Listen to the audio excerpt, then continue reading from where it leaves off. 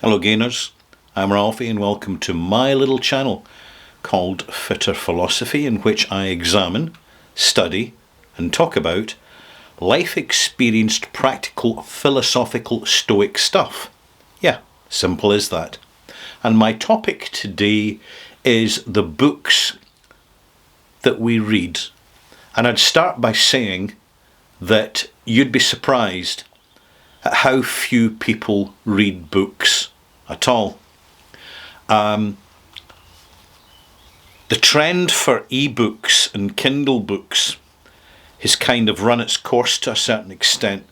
Interesting to note that people are back to buying paperbacks and even hardbacks. But that's those who do read. Why would I recommend reading? Because the first experience is usually school children reading textbooks, and from textbooks and being assigned, particularly in English class, certain books to study. They tend to be in the classic genre and fulfill the curriculum, that's the word, the curriculum that is imposed by the elite on the masses to prepare them as economic units.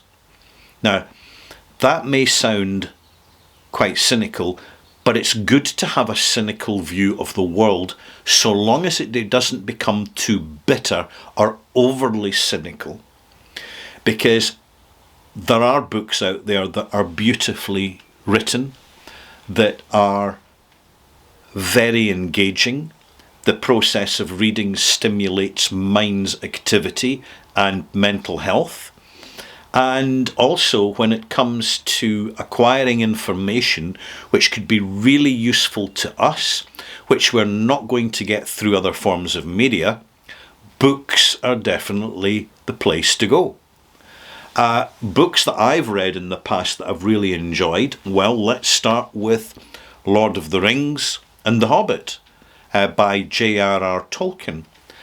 My memory of reading those books, was that it absolutely transformed me from this world that we share into another reality and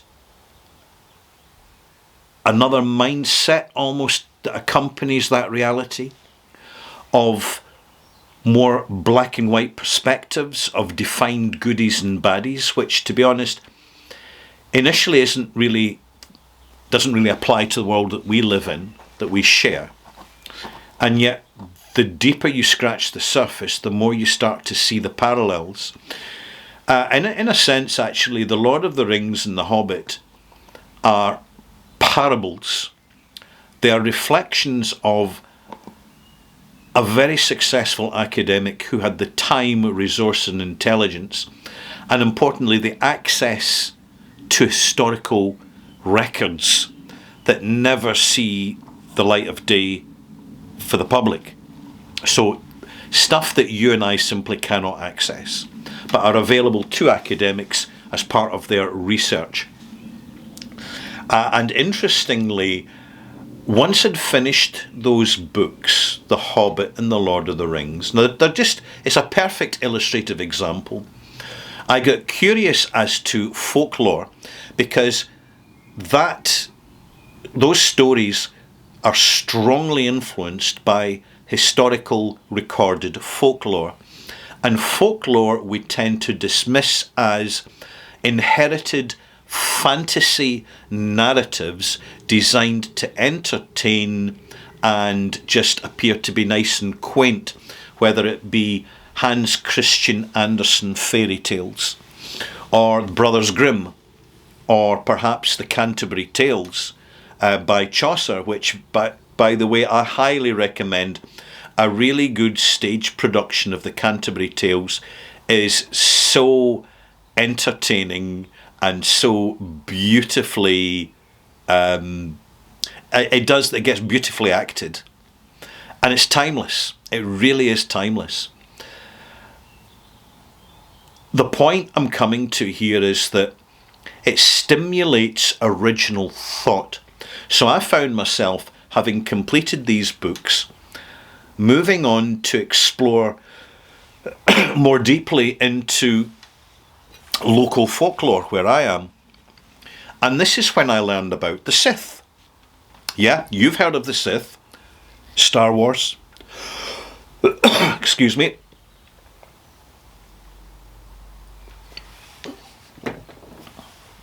I really enjoy a good cigar. This is one of my favourites actually, is the Gurkha, 18-year-old Cellar Reserve. But I need to have a cup of coffee with it, because too many puffs on the cigar, and I'm not inhaling, without a sip of coffee, and I start to cough a little bit. There you go. With every little indulgence, there's always a risk attached, whether it be drinking alcohol or smoking. Smoking cigarettes is the worst, but cigars, maybe a couple a week, you should be fine so long as you're sensible about it and don't inhale. Anyway, back to my discussion here. As the sun sets down on another glorious day, I found myself learning about the Sith, the original Sith, which aren't a brand new invention for the Star Wars trilogy. They have existed in historical records, originally as Celtic / Norwegian fairies. And we're not talking about Victorian fairies, we're talking about malevolent, malicious, other reality jinn, right? That's the fairies, known really by the real name, as human name, as Fae. So Sith are in fact the Fae, a branch of woodland elf that went deeper and deeper into the forest to seek distance from humanity, because humanity bothered them. These are our ancestors. And although they kept themselves to themselves, you would never cross swords, speaking hypothetically, with a Sith elf, because they are vindictive. And I say they are rather than they were considered, for a purpose, because it gives you a parable and a narrative for the modern world, because in the modern world, our boundaries of reality are far too narrowly defined by rationale and logic, and therefore we don't tend to be fully aware of entities and singular life forces beyond the field of our vision, which coexist within the dimensions, not just one dimensions, but the multiple dimensions that we co-inhabit, right? It's when you start to get your head round this, the occult starts to make more sense. And I'm interested in that purely as a fictional writer. Just to be aware of it. The more we are aware of peripheral realities, the more the real world starts to make more sense and becomes less confusing in terms of human purpose of life and human existence. And all this comes back to the ongoing evolution of the thought process, starting with very well written and entertaining books. It's never been easier now to get hold of books because of the internet. And the skill for us now is knowing what we're looking for, or understanding what we find that we didn't know we were looking for when we were searching for books. And I'm just going to leave it at that now. I'm just giving you part of a journey. It's far more elongated than than the description, this brief description I'm giving in a 10-minute video, 15-minute video. But whatever interests you, don't leave it too long before you pick up a book.